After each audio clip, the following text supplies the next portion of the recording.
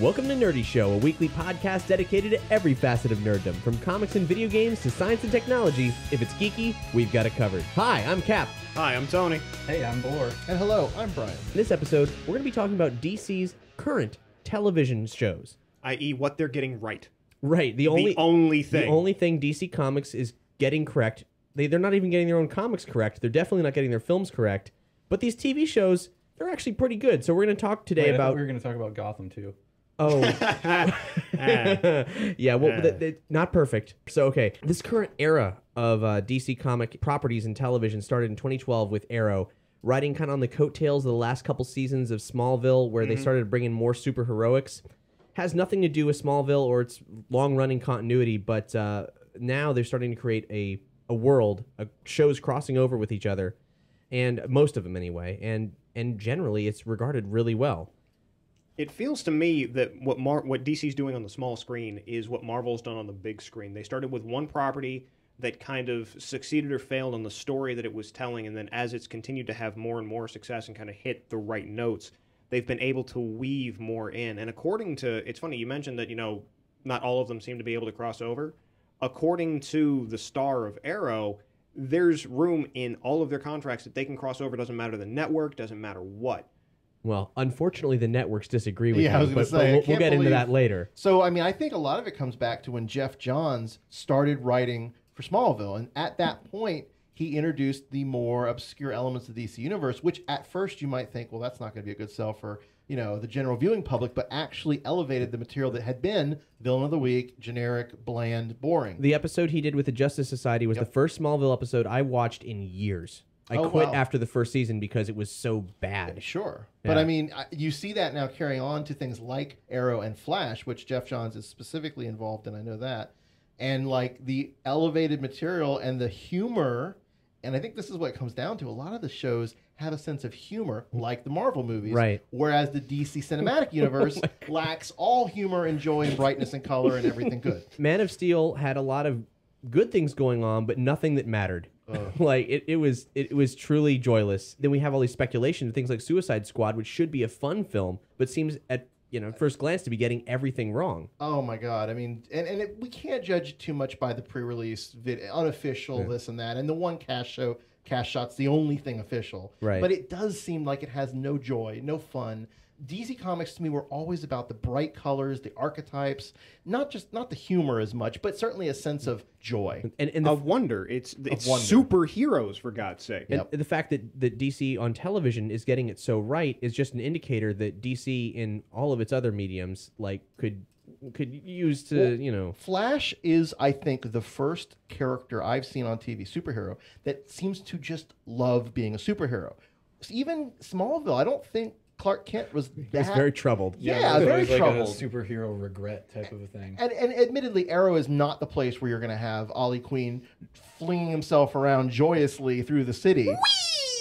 And really, to be honest, Arrow isn't really the traditional Green Arrow. It's really more of a Batman modern take on Green Arrow. Well, hence they didn't call the show Green Arrow. Right, exactly. But I really do love how Flash, everyone in the story, even the villains, have a sense of panache, of joy, of what they're doing. Well, Flash to me is like the ideal superhero TV show that's out there right now.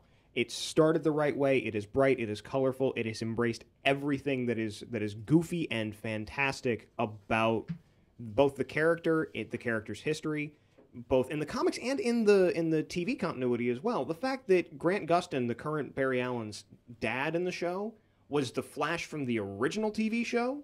Right, and Mark Hamill recently reprised as the trickster. And when they're showing scenes from like his crimes that he committed before going to prison, it's shots from those episodes, which is crazy, which look awful, but still, it's very it's purposefully awful, and it's wonderful. Yeah, no, Mark Hamill's turn on that, which I guess we should point out there was a Flash show in the '90s, so that happened. If you weren't unfamiliar, that did happen, and it wasn't terrible. No, for the time, it was actually decent. Yeah. Now you look at it, and it's awful. But is that? I feel like I saw that one time. Wasn't it?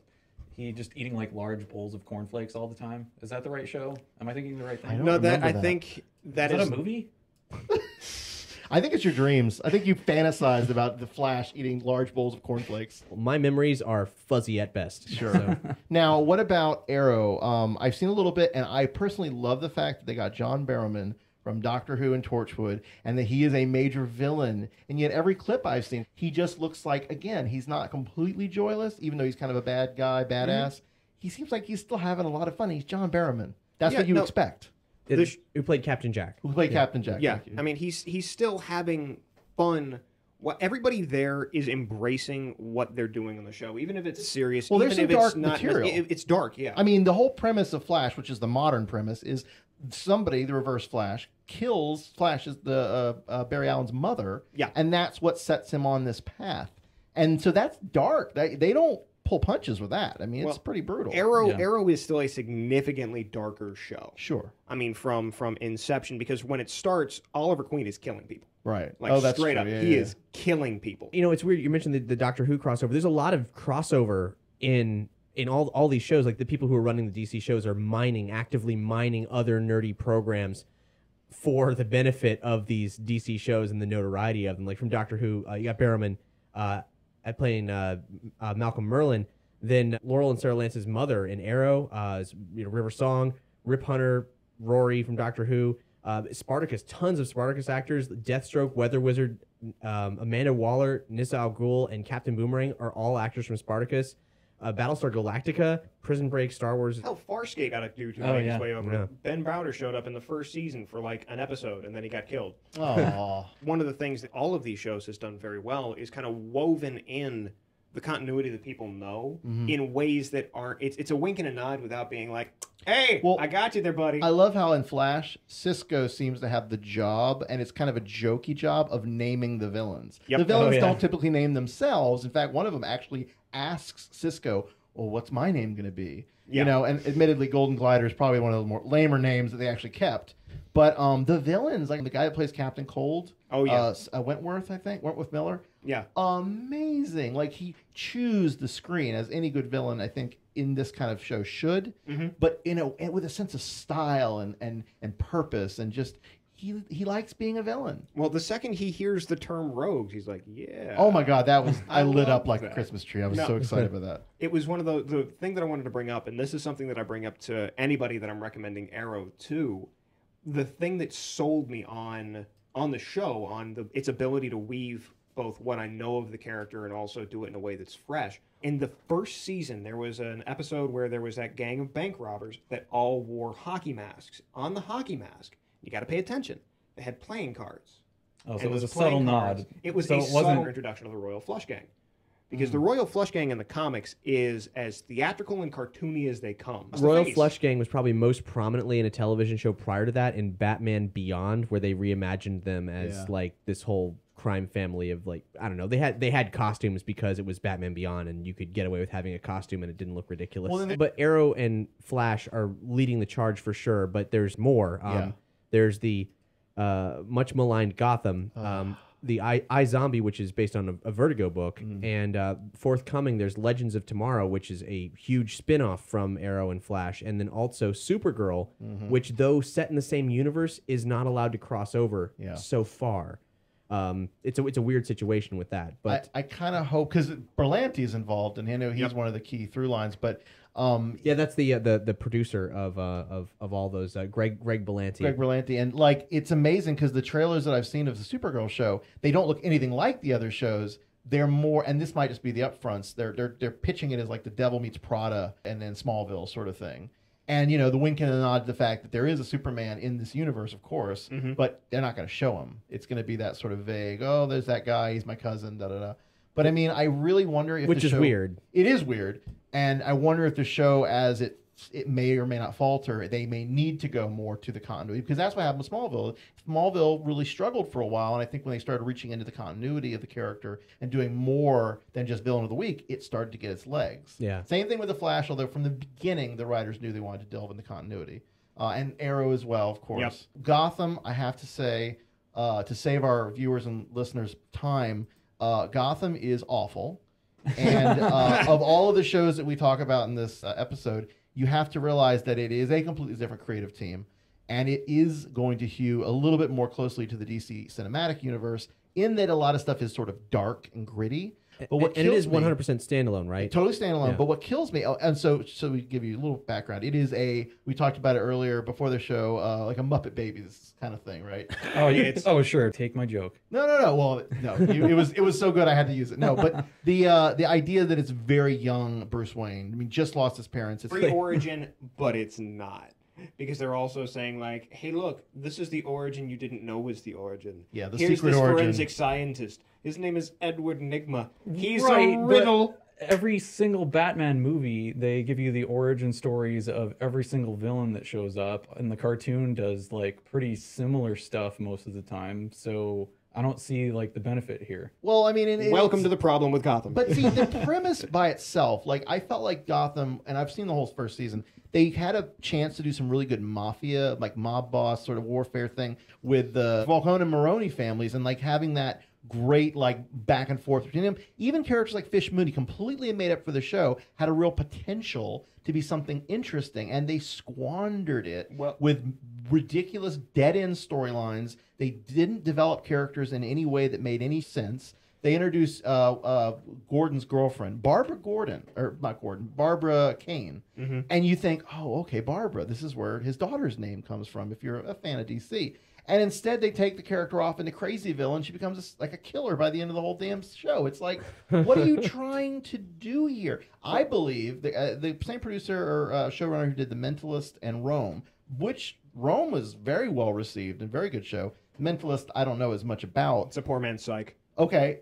I don't know. I don't feel like watching the show he had a lot of control over his writer's room. And it was sort of a loose, maybe he's doing other shows, maybe he just kind of let things run. But it's almost like the Ryan Murphy showroom where, you know, people just go, hey, what if we try this today? All right, we'll try that. And it doesn't work, and it's just gone the next episode. Like, there's just too much too much storylines that don't seem to go anywhere. By the end of the first series, something did happen. Things did get changed, but in a way that just felt very non-organic and sort of forced. And the acting is just ridiculous too. I can't get past the acting. There's one thing I want to touch on that you had mentioned, that had they done it as a crime show, Marvel with Daredevil, the showrunner said that they set out to make a crime show first and foremost that had a superhero in Well, it. even if they just did like, oh, we want to do a show about Gotham, but we're only going to focus on GCPD. We're going to focus on like the street level stuff. That would have been and so have it f***ing not cool. be like this bullshit origin no one cares about. Right. Because I mean, especially with Batman, folks are done Oh with my origins. God. Yeah. And like. because And they've done it before Yeah. in comics so many times successfully, Right. doing miniseries or standalone like arcs about Gotham police. It's ridiculous they didn't attempt that. No, if I had gotten a Law and Order with Harvey Bullock playing the Jerry Orbach role, How?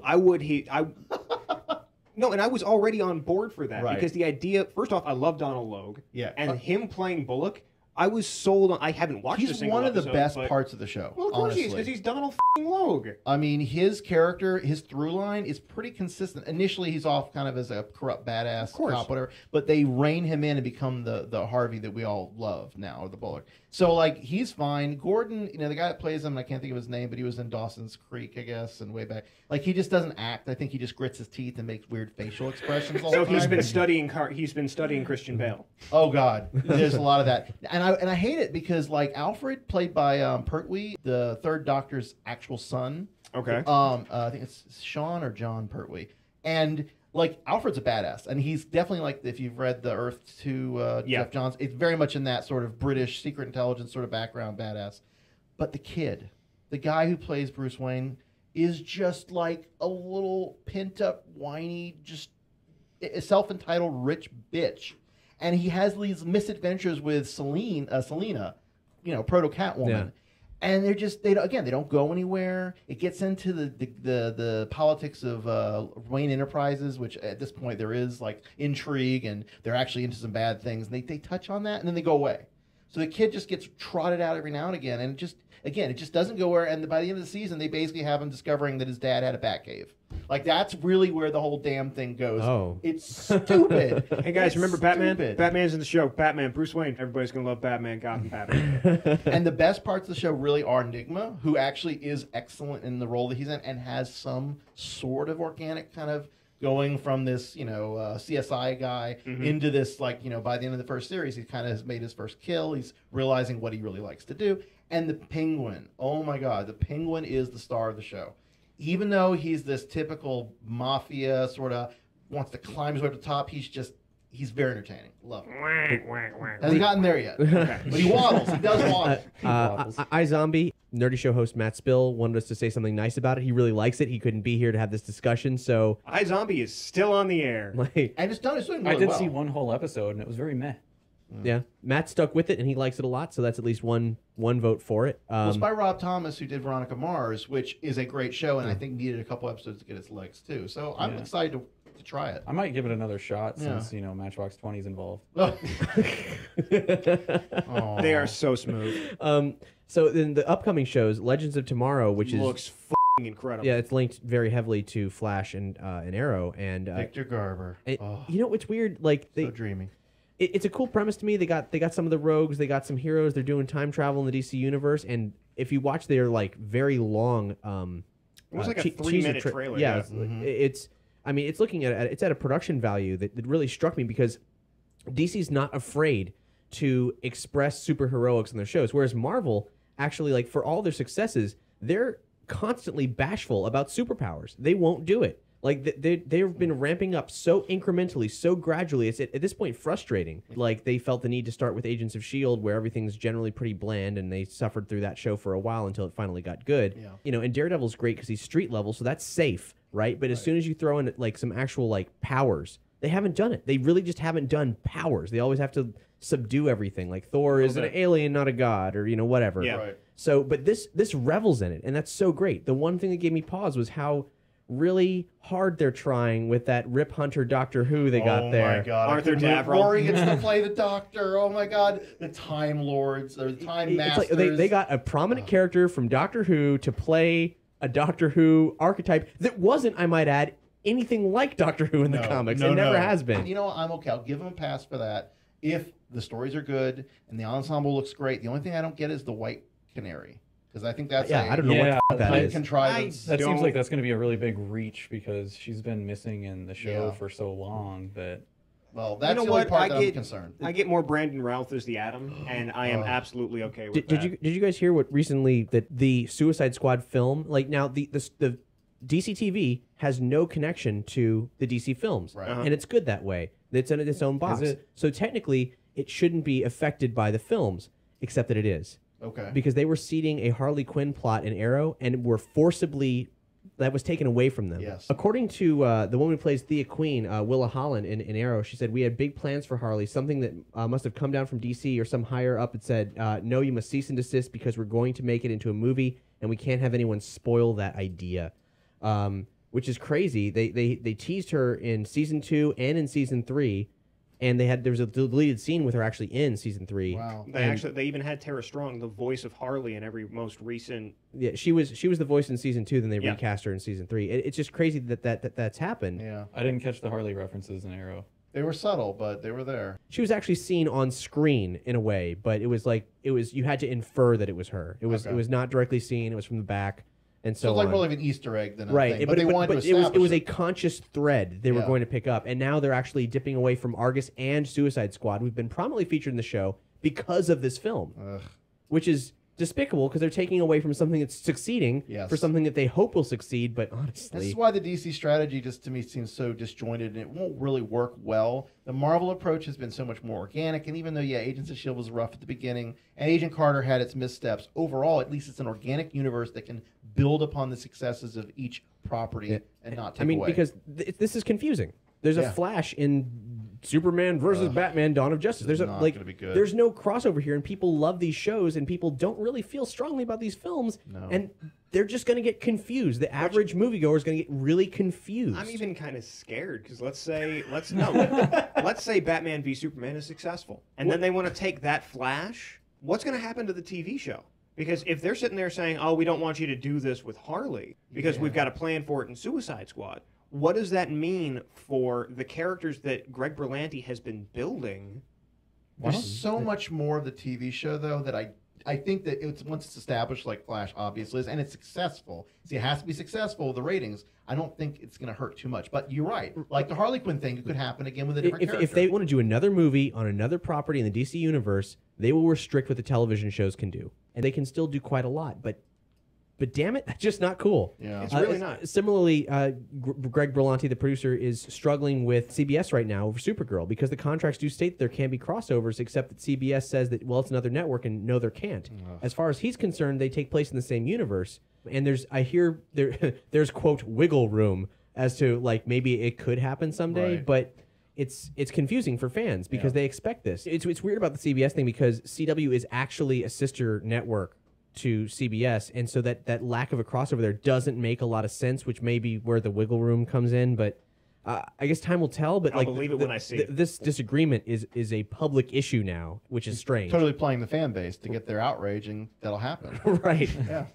There's only one thing that spreads faster on the internet than a rumor, and that's hate. Oh. One thing I'd like to add about the crossover thing is I'm kind of okay with there not being crossover between like the Flash, Arrow shows and Supergirl, just because if they ever have a threat that's big enough, I feel like they could always just call up Supergirl, she can just fix it. Yeah. It's weird though. I watched their like very, very long trailer for Supergirl. I liked it a lot. Like I didn't expect to, even though it did kind of. There were moments where it was pandering, and then it's like, but then it turned around like, oh yeah, but we're not as pandering as you think we are. And it's like, Yeah.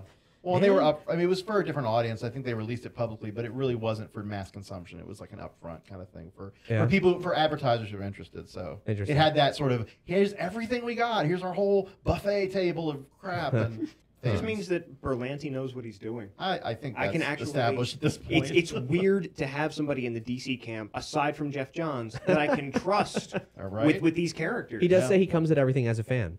So And I mean, Johns has been involved in a lot of these shows that have been coming out. Like Johns was very involved with the development of the Flash, and it kind of you feel it. But Berlanti, he runs the show. Mm-hmm. He's DC's Kevin Feige.